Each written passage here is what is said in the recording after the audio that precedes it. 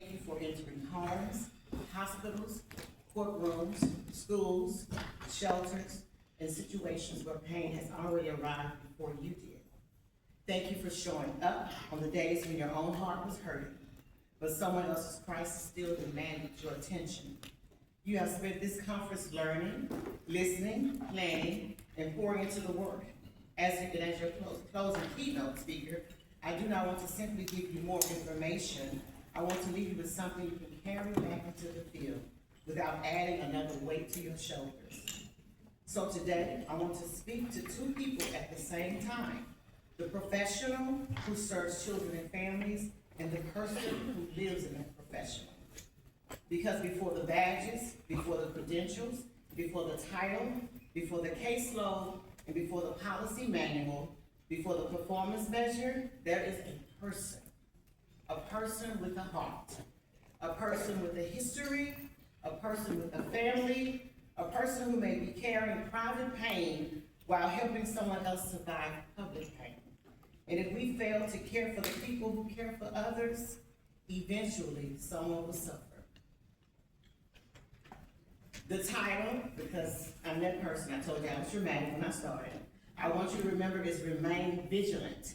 Healing people, healing systems, and protecting futures. Remaining vigilant is more than watching for danger. It is staying awake to what pain may look like. It is remaining aware of the power we hold in another person's most vulnerable moment. It is protecting our compassion from becoming numb. It is having the courage to notice that when the work has begun to wound the worker. So today we're going to remember the child. We're going to examine the system, and before we leave, we are going to make room for you. And because the children matter, the families matter, the missions matter, and you matter too. The pain is real. I stand to you today as Dr. Lavinia Masters, an advocate, an author, a consultant, a woman of faith, and the namesake of House Bill 8, the Lavinia Masters Act here in Texas. But before I became those things, I was a 13-year-old girl whose life was changed by sexual violence. In 1985, I was violently raped.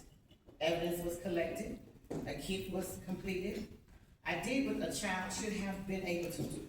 I told the truth and trusted the adults and the systems around me to respond. But my evidence sat untested, unfortunately. Justice stood still, and more than 20 years passed before the CODIS hit finally identified the man who assaulted me. And then more than 20 years, the case may have looked inactive on paper, but the impact was never enacted in my life. That is the truth I need every person in this room to remember. A case can close in a system while the consequences remain open in a child.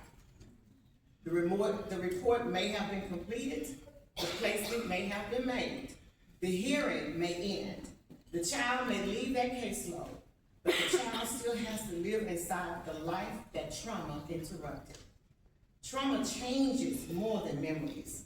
It can change sleep, it can change concentration, it can change the way a child hears a raised voice, enters a dark room, receives affection, trusts an adult, understands their body, or imagines their own future. It can affect their thoughts, their emotions, relationships, physical health, decision-making, faith, identity, and self-worth. It can make safety feel unfamiliar and chaos feel normal. For a child who has been abused, trafficked, neglected, displaced, or abandoned, loss often layered, they may have lost safety. They may have lost home. They may have lost connection to siblings, school, community, culture, routine, belongings, and the adults they love, even when those adults were unable to protect them. And we must be mature enough to understand this. Removal can be necessary and still be painful. Placement can provide safety and still involve grief. A positive decision can be the right decision and still feel like another loss to the child.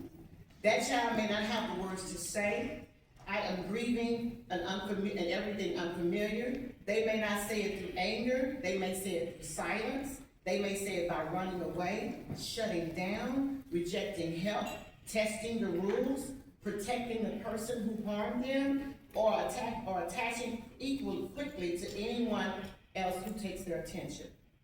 Behavior is often the language of an overwhelmed nervous system. Fight may look like aggression, defiance, argument, and control. Flight may look like running away, avoiding their appointments, or emotionally leaving the room. Freeze may look like numbness, confusion, silence, or the inability to answer you. Fawn may look like compliance, people-pleasing, minimizing harm, or protecting an offender in order just to survive. These are not always character flaws of the children. Many times there are survival strategies that outlive that danger. And delayed disclosure is not proof that nothing happened. Fragmented memory is not always dishonesty. A calm face does not mean a calm body. Laughter does not mean the experience was funny. Silence does not mean there is no story. I remained silent for several reasons. Law enforcement questioned my truth. My family did not know how to keep talking about what happened beyond that night. I did not have the outside support that I needed and deserved. And when my case remained unsolved for more than 2 decades, silence became both a hiding place and a burden. One of the greatest misconceptions is that silence means nothing happened. Silence can mean fear happened, shame happened, confusion happened, threats happened, survival happened. Silence may mean the child is studying the room and asking without words, is it safe enough for me to tell the truth here? This is why your approach matters. The pain is already real. We must be careful that our response does not become another injury.